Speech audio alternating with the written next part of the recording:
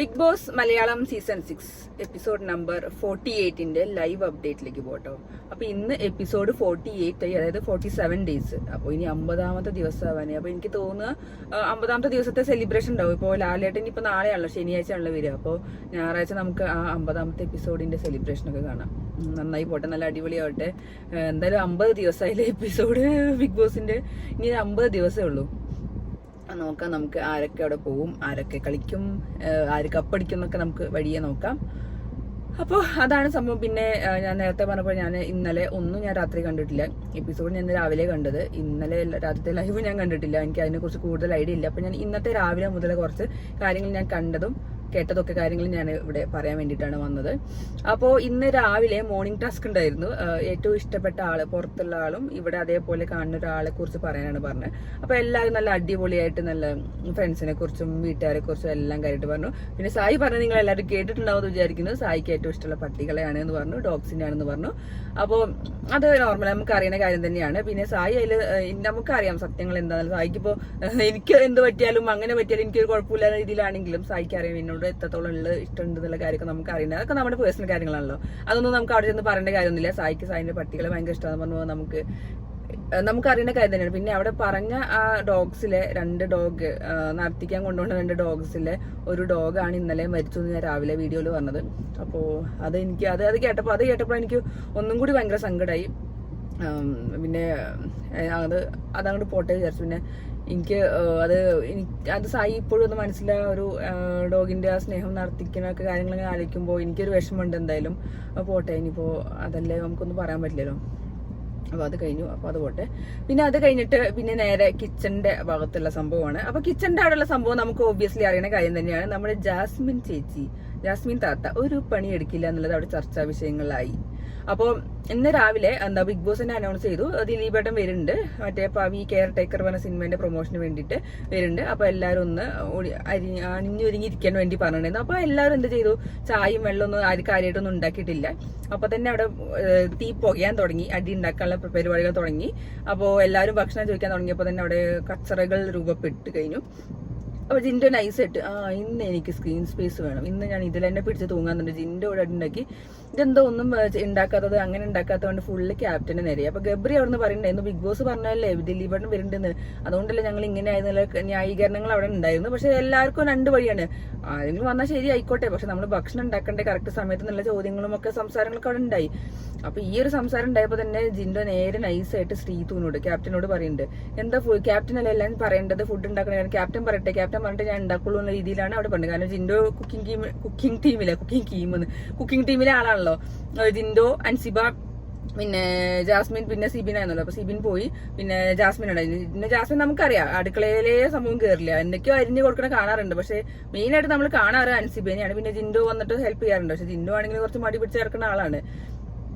അപ്പോൾ ഈ ഒരു സംഭവം അപ്പോൾ ജിൻഡോ ഈ പേരും പറഞ്ഞിട്ട് അടി ഉണ്ടാക്കുന്നുണ്ട്. അതായത് ശ്രീതുവിനോട് പറഞ്ഞു. അപ്പോൾ ശ്രീതു പറയുന്നുണ്ട്, ഞാനല്ല തീരുമാനിക്കേണ്ടത്, പവർ ടീമാണ് തീരുമാനിക്കേണ്ടത്. കാരണം കറക്റ്റ് ആണ്. ഇതിന് മുന്നത്തെ എല്ലാ ആഴ്ചയിലും പവർ ടീമാണ് എല്ലാം പറയാറ്. ഇന്ന ഫുഡ് ഉണ്ടാക്കണം, ഇന്ന സമയത്ത് ഉണ്ടാക്കണം, ഇന്ന ചെയ്യണം എന്നൊക്കെ പറഞ്ഞിട്ട് ഫുള്ള് പവർ ടീം പറയാം. ഇപ്പൊ അവിടെ പവർ ടീം ഒന്നും മിണ്ടണില്ല. അപ്പോൾ ജിൻഡോ നൈസായിട്ട് ക്യാപ്റ്റനെതിരെ കുറ്റം പറഞ്ഞു. ക്യാപ്റ്റൻസി കിട്ടാനുള്ള ഒരു തന്ത്രപ്പാടിലാവും മിക്കവാറും ജിൻഡോ അങ്ങനെ പറഞ്ഞിട്ടുണ്ടാവുക. അപ്പൊ അങ്ങനെ ഒരു സംഭവം നടന്നു. അപ്പോൾ ഈ പ്രശ്നത്തെ പവർ ടീം ഒരു സുഖമില്ലാത്ത പവർ ടീമിൽ നിന്നു. കാരണം കഴിഞ്ഞ ആഴ്ച ഞങ്ങൾ പറഞ്ഞു ചെയ്തു, സിബിനുള്ള സമയത്ത് പവർ ടീം സൂപ്പർ ആയിരുന്നു, നല്ല അടിപൊളിയായിട്ട് ടാസ്ക്, പണിഷ്മെന്റ് എല്ലാം കാര്യങ്ങളും ചെയ്തു. പക്ഷെ ഈ ഒരു സമയത്ത് വന്നിട്ട് ആകെ ഒരു ഉഷാറില്ലാത്ത ഒരു പവർ ടീമായി. ഒരു സാധനം പോലും ചെയ്യിക്കുന്നില്ല, പിന്നെ ഒരു പണിഷ്മെന്റും കൊടുക്കണില്ല. ഒരു കാര്യമായിട്ടുള്ള നമുക്കൊരു ഫണ്ണി സാധനങ്ങൾ കിട്ടണമെങ്കിൽ അതൊന്നും കിട്ടണില്ല ഈ ഒരു പവർ ടീം കയറിയതിന് ശേഷം. ഇനിയിപ്പോൾ അത് നിന്നും പോവുകയും ചെയ്യണം. അതിലും ഒരു വലിയ സംഭവം ഉണ്ടാവുമെന്ന് എനിക്ക് തോന്നുന്നില്ല. മറ്റേ ഋഷി, ഗബ്രി, പിന്നെ ശ്രീരേഖ, ശരണ്യ. അപ്പൊ സിബി ഉണ്ടായിരുന്നപ്പോൾ നല്ല അടിപൊളിയായിരുന്നു കഴിഞ്ഞ ആഴ്ചത്തെ. അപ്പൊ അങ്ങനെ ഒരു സംഭവം പവർ ടീം പറഞ്ഞാലേ ചെയ്യുള്ളൂ, ശരിക്കും ഇത്രയും കാലം ചെയ്യുന്നു. അപ്പൊ ശ്രീതു നൈസായിട്ട് പറഞ്ഞു പവർ ടീമാണ് പറയേണ്ടത് എന്നുള്ള രീതിയിലാണ് അങ്ങനെ പറഞ്ഞത്. പിന്നെ അതിന്റെ ഇടയ്ക്ക് ജാസ്മിനും ഗബ്രിയും തമ്മിലുള്ള കുറച്ച് സംസാരങ്ങൾ ഉണ്ടായിരുന്നു. മറ്റേ ക്ലാരിറ്റിന്റെ സംഭവം, അത് ഞാനൊരു ട്രോളും കണ്ടു. ക്ലാരിറ്റി ഇല്ലായ്മയാണ് എന്റെ ക്ലാരിറ്റി പറഞ്ഞിട്ട് ക്ലാരിറ്റി എന്നുള്ള വാക്ക് വെച്ചിട്ട് കുറെ എന്തൊക്കെയോ സംഭവം മറ്റേ ഇൻസ്റ്റാഗ്രാമിൽ ഞാനൊരു ട്രോള് കണ്ടു. ക്ലാരിറ്റി ഇല്ലായ്മയാണ് എന്റെ ക്ലാരിറ്റി. അപ്പൊ ഇങ്ങനെ ഇവർ 2 പേരും തമ്മിൽ എന്ത് സംഭവത്തിലാണെങ്കിലും ഒരു ക്ലാരിറ്റി ഇല്ല. അവരുടെ റിലേഷൻഷിപ്പിൽ എന്താ ക്ലാരിറ്റി എന്നുള്ള ഇവർക്ക് തന്നെ ഒരു ഐഡിയ ഇല്ല. അത് എന്തായാലും നാട്ടുകാർക്കും കൺഫ്യൂഷൻ ആക്കി കൊടുത്തു. പക്ഷെ നാട്ടുകാർക്ക് നമ്മളെ കാണികൾക്ക് അറിയാലോ എന്താ സംഭവം എന്നൊക്കെ നമ്മൾ കണ്ടതാണ് ഈ ഒരു 50ാമത്തെ എപ്പിസോഡ് വരെയുള്ളത്. പിന്നെ ഞാനൊരു സ്ഥലത്ത് കണ്ടു, എന്താ പറയാ, എന്താ first 50 days first half full love drama, second half full breakup drama. അപ്പോൾ ഇപ്പൊ കറക്റ്റ് ആണ് പറയുന്ന പോലത്തെ സംഭവിച്ചിട്ടില്ല. First 50 days full love drama കളിച്ച് നടക്കുകയാണ്, അടുത്ത പകുതി പിന്നെ ഫുള്ള് ബ്രേക്കപ്പ് ഡ്രാമയാവും നടക്കാൻ പോവാണ്. അപ്പൊ എന്തോ ആയിക്കോട്ടെ, അവരുടെ ഗെയിമും അവരുടെ സാധനങ്ങളെ നമുക്ക് കണ്ടിരിക്കാൻ ഒരു മടുപ്പുണ്ടാവല്ലോ, അത് വേറെ കാര്യം. അപ്പൊ ആ ഒരു സംസാരങ്ങൾ കുറെ ഉണ്ടായിരുന്നു. അപ്പൊ പിന്നെ പറയുന്നുണ്ട് അതൊക്കെ അത് സൈക്കോളജിസ്റ്റിന്റെ പോലെ ഞങ്ങൾ പറയും ചെയ്തു. ആ സൈക്കോളജിസ്റ്റിന്റെ കഴിവ് എന്ന് പറഞ്ഞത് അത് ലവേഴ്സിന് മാത്രമല്ല, ഡോക്ടർ ലവ് ആണ് ശരിക്കും തോന്നുന്നു, ലവേഴ്സിന് മാത്രം പ്രത്യേകിച്ച് കൊടുക്കുന്ന ഒരു ഇതാണ്, എന്താ ഒരു പ്രത്യേക മരുന്നാണ് അവർക്ക് കിട്ടിയത്. അതുകൊണ്ടാണ് അവർക്ക് ക്ലാരിറ്റി ഇല്ലാത്തതാണ് ഇതിന്റെ ക്ലാരിറ്റി എന്ന് പറഞ്ഞ സംഭവം ഉണ്ടായത്. അപ്പൊ ആ ഒരു സംഭവം അങ്ങനെ ഉണ്ടായി. ജാസ്മിൻ അടുക്കളയിൽ കയറാത്തതിനെ കുറിച്ചിട്ട് അവിടെ സംസാരം. അൻസിബ ഞാൻ പ്രൊമോയില് കണ്ടു, അത് ഞാൻ എപ്പിസോഡിൽ ഞാൻ കുറച്ച് കണ്ടുള്ളൂ, ലൈവില് കണ്ടു, എനിക്ക് ഞാൻ ജസ്റ്റ് ഒന്ന് കണ്ടിട്ടുള്ളൂ. അൻസിബ നൈസായിട്ട് ജാസ്മിനെ കുറെ കുറ്റം പറഞ്ഞ അടുക്കളയിൽ കയറാത്തതിനെ കുറിച്ചും. നോറ അത് യൂസ് ചെയ്യുന്നുണ്ട്, കാരണം നോറയ്ക്ക് അറിയാം ജാൻമണി പോയി, ഇനി എനിക്ക് ടോപ്പിക്കില്ല. ജിൻഡോ ആണെങ്കിൽ വലിയ കാര്യമായിട്ട് എന്റെ അടുത്തേക്ക് വരുന്നില്ല, അപ്പൊ എന്തെങ്കിലുമൊക്കെ ടോപ്പിക്ക് വേണല്ലോ. അപ്പൊ ഇവരുടെ പ്ലാനിങ് പ്രകാരം ജാസ്മിനെ അവള് നോറ അറ്റാക്ക് ചെയ്യാൻ തുടങ്ങി. അപ്പൊ ജാസ്മിൻ ആകുമ്പോ എന്തെങ്കിലുമൊക്കെ കണ്ടന്റ് ഉണ്ടാക്കുമല്ലോ. അപ്പൊ ആ സംഭവം കൊണ്ടൊരു നോറ ജാസ്മിനെ വെച്ചിട്ടാണ് പിന്നെ പറയാൻ തുടങ്ങിയത്. അവിടെ അൻസിബയും ജാസ്മിനും തമ്മിൽ അടിയായി. കാരണം അൻസിബ പറയുന്നത് ഞാൻ ഒറ്റയ്ക്കാണ് അവിടെ പണിയെടുക്കുന്ന, ഒരാൾ പോലും പണിയെടുക്കാൻ വരുന്നില്ല എന്ന രീതിയിൽ അൻസിബ കാര്യമായിട്ട് പറഞ്ഞു. ശരിക്കും ഞങ്ങളത് പലവട്ടം പറഞ്ഞാണ്, ജാസ്മിൻ അവിടെ പണിയെടുക്കാൻ ഞങ്ങൾ കണ്ടിട്ടേ ഇല്ല, ഫുൾ ടൈം ഗബ്രീന്റെ കൂടെ. എന്നിട്ട് പറയും ആരെങ്കിലും എന്ന് ചോദിച്ചാൽ ഞങ്ങൾ ഒരു 5 minute സംസാരിക്കട്ടെ എന്ന രീതിയിൽ പറയും. അങ്ങനെ നൈസായിട്ട് മടി പിടിച്ചവിടെ നടക്കുകയാണ്. ഒന്നും ബിഗ് ബോസ് കാണില്ല, ശരിക്കും ഇവർക്കൊക്കെ പണിഷ്മെന്റ് കൊടുക്കണം, പവർ ടീമാരെ പണിഷ്മെന്റ് കൊടുക്കണം പണിയെടുക്കാത്തതിന്. അങ്ങനെയാണ് ശരിക്കും വേണ്ടത്. പിന്നെയാണ് നമ്മുടെ ദിലീപേട്ടന്റെ എൻട്രി. അത് ഞാൻ ലാസ്റ്റത്തേക്ക് മാറ്റി വെച്ചാട്ടോ. ദിലീപേട്ടന്റെ ഒരു ആ സിനിമേന്റെ പ്രൊമോഷൻ, അതായത് പവി കെയർ ടേക്കർ എന്നുള്ള സിനിമയുടെ പ്രൊമോഷന് വേണ്ടി വന്നത്. അത് നല്ല രസം ഉണ്ടായിരുന്നു. ദിലീപിന്റെ ഷർട്ടും നല്ല രസം ഉണ്ടായിരുന്നു, കോസ്റ്റ്യൂം കാണാൻ നല്ല അടിപൊളിയായിരുന്നു, നല്ല അടിപൊളി ലുക്ക് ഉണ്ടല്ലേ. എന്തൊരു ചെക്കനായിരിക്കും ശരിക്കും, അത്ര വയസ്സൊന്നും തോന്നിയില്ല, 50+ ഒന്നും തോന്നിയില്ല, നല്ല കുഞ്ഞു ചെക്കനെ പോലെ ഉണ്ട്. നമ്മളൊക്കെ ആകുമ്പോഴത്തേക്ക് ആ സമയത്ത് വയസ്സായി പ്രായമായിട്ട് മുഖക്ക് ചുളിഞ്ഞ് അങ്ങനെ ഇങ്ങനെയാണ് ആളാണ്. അപ്പൊ ദിലീപേട്ടൻ വന്നു. അപ്പോ ഞാൻ ശ്രദ്ധിച്ചത് സായിന്റെ ഹലോ എന്നൊരു ഇതില് സായിനോട് ദിലീപേട്ടൻ പറഞ്ഞതാണ് എന്നെ ഏറ്റവും ആകർഷിച്ചത്. അത് അവർ തമ്മിലൊരു അന്തർധാരയാണ്, അത് ഞങ്ങൾക്ക് മാത്രമേ അറിയുള്ളൂ, അതുകൊണ്ട് നമുക്കത് പറയാനും പറ്റാത്ത കാര്യമുണ്ട്, അത് വേറെ കാര്യമാണ്. ഹലോ, ഇത് ഇവിടെ മുടി കളർ ചെയ്ത രീതിയൊക്കെ സംസാരിക്കുന്നുണ്ടായിരുന്നു, കളിയാക്കിയുള്ള സംസാരമൊക്കെ ഉണ്ടായിരുന്നു. പക്ഷെ അത് നല്ല ഫണ്ണായിരുന്നു. പിന്നെ ദിലീപേട്ടനെ എല്ലാവരെയും അറിയാം, ദിലീപയുടെ കാര്യമായിട്ട് ഇന്ന് എന്തോ പഠിച്ചു വന്നിരിക്കാന്ന് കണ്ടാൽ മനസ്സിലാവും. എപ്പിസോഡ് കാണണ്ടാവും, എന്നാലും ഞാൻ പറയാം, കാര്യമായിട്ട് എല്ലാവരും നല്ലോണം മനസ്സിലാക്കിയിട്ടുണ്ട് ദിലീപയുടെ സംസാരിക്കുന്നത്. ഓരോരുത്തരും എണീച്ചേക്കുമ്പോഴും ഇവരല്ലേ അവരല്ലേ എന്നുള്ള രീതിയിൽ ഫുള്ള് കറക്റ്റ് ആയിട്ട് പറയണ്ടായിരുന്നു. അപ്പൊ ആ സിനിമയുടെ പ്രൊമോഷന് വേണ്ടിയിട്ട് വന്നതാണ്. അപ്പൊ അവർ അതിന്റെ ഇടയ്ക്ക് കുറെ ചോദ്യങ്ങൾ ചോദിച്ചു, അതിനുള്ള ഉത്തരങ്ങൾ നൈസ്, നല്ല ഫണ്ണി. ദിലീപേട്ടൻ വന്നാൽ അറിയാലോ, നല്ല ഫണ്ണി ആയിട്ടുള്ള കാര്യങ്ങൾ നടക്കുള്ളൂ, ഫുള്ള് കോമഡി ആവുമെന്ന് അറിയാം. അപ്പോൾ അതൊക്കെ സംസാരിച്ചു, നല്ല രസം ഉണ്ടായിരുന്നു.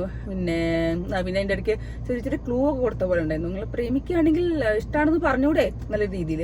അത് നമ്മുടെ ജബറികൾക്കിട്ട കൊട്ടാണോ എന്നൊരു സംശയമുണ്ട്. അങ്ങനെയെങ്കിലും ഒന്ന് പറഞ്ഞാൽ ലവ് ആണെന്ന് പറഞ്ഞു കഴിഞ്ഞാൽ നാട്ടുകാർക്കെങ്കിലും സമാധാനം ഉണ്ടാവും എന്ന് വിചാരിച്ചിട്ടോ ചിലപ്പോൾ ദിലീപേട്ടൻ അങ്ങനെ ഒരു ക്ലൂ കൊടുക്കാൻ വേണ്ടി വന്നിട്ടുണ്ടാവുക.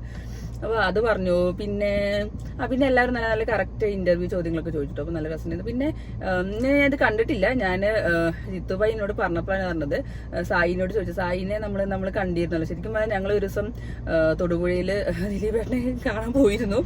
ആ ഒരു സംഭവം അവിടെ പറഞ്ഞു. അതാണ് ഏറ്റവും രസം. ഞങ്ങൾക്ക് ജിത്തുബായി പറഞ്ഞപ്പോൾ ഞാൻ എന്താ ദിലീപേട്ടൻ അതൊക്കെ പറഞ്ഞതെന്ന് ഞാൻ ചോദിച്ചു. ആ ഒരു സംഭവം എനിക്ക് വീഡിയോ ക്ലിപ്പായിട്ട് കണ്ടു കഴിഞ്ഞാൽ എനിക്ക് നോക്കണം. ഞങ്ങൾ പണ്ടില്ല അടുത്ത് തൊടുപുഴയില് ദിലീപേട്ടനെ കാണാൻ ജസ്റ്റ്, അതായത് എന്താ വെച്ചാൽ ജിത്തുബായി ദിലീപന്റെ വലിയ ഫാനാണ്. അപ്പോൾ ജിത്തുബായിനെ കാണിക്കാൻ വേണ്ടിയിട്ടാണ് ഞങ്ങൾ അവിടെ തൊടുപുഴയിൽ വരെ പോയത് ദിലീപനെ കാണാൻ വേണ്ടിയിട്ട്. അപ്പോൾ ജസ്റ്റ് ഒരു നോട്ടം കണ്ടു, അത്രേ ഉള്ളൂ. കുറെ നേരം ഇരിക്കാൻ പറ്റിയില്ല, കാരണം ഞങ്ങൾക്ക് പോരേണ്ട സമയം ഉണ്ടായിരുന്നു. അപ്പോൾ ദിലീപേട്ടൻ മറ്റേ തങ്കമണി സിനിമയുടെ ഷൂട്ടിംഗ് ലൊക്കേഷനിലായിരുന്നു, ആ ഒരു വേഷത്തിലായിരുന്നു. അപ്പോൾ അതുകൊണ്ട് ഞങ്ങൾക്ക് ഫോട്ടോ എടുക്കാനും പറ്റില്ല, കാരണം അവരാരും സമ്മതിക്കില്ല, ഫോട്ടോ എടുക്കാൻ സമ്മതിക്കില്ല, കാരണം അവർ ലുക്ക് പോകുമെന്ന് വിചാരിച്ചിട്ട് ഞങ്ങൾ ജസ്റ്റ് ഒന്ന് കണ്ടു എന്ന് പോകുന്നു. പക്ഷെ ദിലീപേട്ടൻ അത് കറക്റ്റായിട്ട് പറയുകയും ചെയ്തു. പിന്നെ അല്ലാതെ തന്നെ ദിലീപേട്ടനുമായിട്ടൊരു കുറച്ച് ബന്ധങ്ങളൊക്കെ ഉണ്ടല്ലോ, മറ്റത് ബന്ധ്ര. അപ്പൊ ആ ഒരു സംഭവമൊക്കെ എങ്ങനെ ആലോചിച്ചാൽ ദിലീപേട്ടൻ വിചാരിക്കും Pavi caretaker cinema Sai അകത്താണല്ലോ സമാധാനം, എന്റെ സിനിമയ്ക്ക് റിവ്യൂ അറിയില്ലല്ലോ എന്നുള്ള രീതിയിലാവും ദിലീപേട്ടൻ ആലോചിക്കുന്നുണ്ടാവുക. അപ്പൊ അത് നല്ല രസമുണ്ട്. പക്ഷെ ദിലീപിയുടെ എല്ലാവരും നല്ല ഒരു ഈഗോ ഇല്ലാതെ നല്ല അടിപൊളിയായിട്ട് സംസാരിച്ചു, ഒരാളോട് ഒരു ദേഷ്യവും ഒന്നും വെക്കാൻ നല്ല കൂളായിട്ട് സംസാരിച്ചു. നല്ല രസമുണ്ടായിരുന്നു, ഭയങ്കര ഇഷ്ടപ്പെട്ടു എനിക്ക്. അപ്പോൾ ഇന്നത്തെ ലൈവ് അപ്ഡേറ്റ് ഇത്രേ ഉള്ളൂ. ഇനിയിപ്പോ പിന്നെ ക്യാപ്റ്റൻസി നോമിനേഷനിലും വന്നു. ക്യാപ്റ്റൻസി നോമിനേഷൻ എനിക്ക് ഇതൊന്നും മനസ്സിലായി, എന്തുകൊണ്ട് ഈ നോറ, റസ്മിൻ, അഭിഷേക് വന്നു എന്നാണ്. അവർക്കൊരു ചാൻസ് കിട്ടിക്കോട്ടെ കേട്ടിട്ടാവും മിക്കവാറും. പക്ഷെ എനിക്ക് വലിയ അതിന്റെ മാനദണ്ഡം എന്താണ്, എന്തുകൊണ്ടാണ് ഇവരെ ക്യാപ്റ്റൻസി നോമിനേഷൻ വന്നത് എനിക്ക് ഒരു ഐഡിയയും കിട്ടിയില്ല. അപ്പൊ ഇതാണ് ഇപ്പൊ സംഭവം. മറ്റേ ലൈവ് അപ്ഡേറ്റ്. അപ്പൊ ഇന്ന് പ്രൊമോയിൽ നല്ല അടി ഉണ്ടാവുന്നുണ്ട്. ജാസ്മിൻ ആകുമ്പോൾ പിന്നെ നമുക്കറിയാലോ, ഇന്നിപ്പോ കണ്ടന്റ് ജാസ്മിനും ഉള്ളൂ, അല്ലാതെ വേറെ ഒന്നും കിട്ടാനില്ല. അപ്പോൾ അത് പ്രൊമോ നമുക്ക് എപ്പിസോഡിൽ കാണാൻ എങ്ങനെ ഉണ്ടാവും. നമ്മൾ ലൈവ് അപ്ഡേറ്റിൽ കുറെ സംഭാഷണങ്ങൾ നമ്മൾ കേൾക്കില്ല, കറക്റ്റ് ആയിട്ട് കേൾക്കില്ല. ലൈവ് ഈ എപ്പിസോഡിലാണ് നമ്മൾ കറക്റ്റ് എന്തൊക്കെ സംഭവം ഉണ്ടെന്ന് കേൾക്കുള്ളൂ. അപ്പോൾ നമുക്കിന്ന് എപ്പിസോഡ് കണ്ടിട്ട് രാത്രി പറയാം കേട്ടോ. പിന്നെ വേറൊരു കാര്യം എനിക്ക് പറയാനുണ്ടായിരുന്നു, ഞാനത് എഴുതി വെച്ചത് ഞാൻ പറയാൻ പറഞ്ഞത്, നമ്മുടെ ബിഗ് ബോസ് ഹൗസിൽ ഒരു സ്പെഷ്യൽ വൈൽഡ് കാർഡ് എൻട്രി ഉണ്ട് എന്നൊക്കെ കിംവദന്തി കേൾക്കുന്നുണ്ട്. അത് എത്രത്തോളം സത്യമുണ്ട് എന്നറിയില്ല. അങ്ങനെ ഒരു ഗോസിപ്പ്, ഒരു റൂമർ കേൾക്കുന്നുണ്ട്. അത് മറ്റാരുമല്ല, നമ്മുടെ സ്വന്തം ജാസ്മിൻ താത്തയുടെ അഫ്സലിക്കയാണ്. അപ്പൊ അഫ്സലിക്ക വൈൽഡ് കാർഡായിട്ട് കയറോ ഇല്ലേ എന്നുള്ളത് ഒരു ഐഡിയ ഇല്ല. അങ്ങനെയൊക്കെ കുറച്ച് കേൾക്കുന്നുണ്ട്, അറിയില്ല. കാരണം ഇങ്ങനത്തെ സംഭവം നമ്മുടെ ഹിന്ദി ബിഗ് ബോസിൽ ഉണ്ടായിട്ടുണ്ട്. പക്ഷെ അത് ഇവിടെ ഉണ്ടാവാൻ എനിക്ക് തോന്നുന്നില്ല. ഞാൻ അഫ്സല് വേണ്ട പറഞ്ഞു റിലേഷൻഷിപ്പ് ബ്രേക്ക് ചെയ്ത ആളാണ്. അങ്ങനെ ഒരാളെ വിളിച്ചുകൊണ്ട് ചിലപ്പോൾ ഇവര് ശ്രമിച്ചാലും ചിലപ്പോൾ അഫ്സല് വരുന്നുണ്ടാവില്ലായിരിക്കാം എന്നാണ് എൻ്റെ ഒരു വിശ്വാസം. പക്ഷെ അങ്ങനെ ഒരു സംഭവം കേൾക്കുന്നുണ്ട്. എന്താവോ എന്തോന്നറിയില്ല. പിന്നെ അത് നമുക്ക് നോക്കാം, വരുമോ ഇല്ലേ എന്നുള്ളത്. അപ്പോൾ ഇത്രേ ഉള്ളൂ. അപ്പോൾ ടാറ്റ.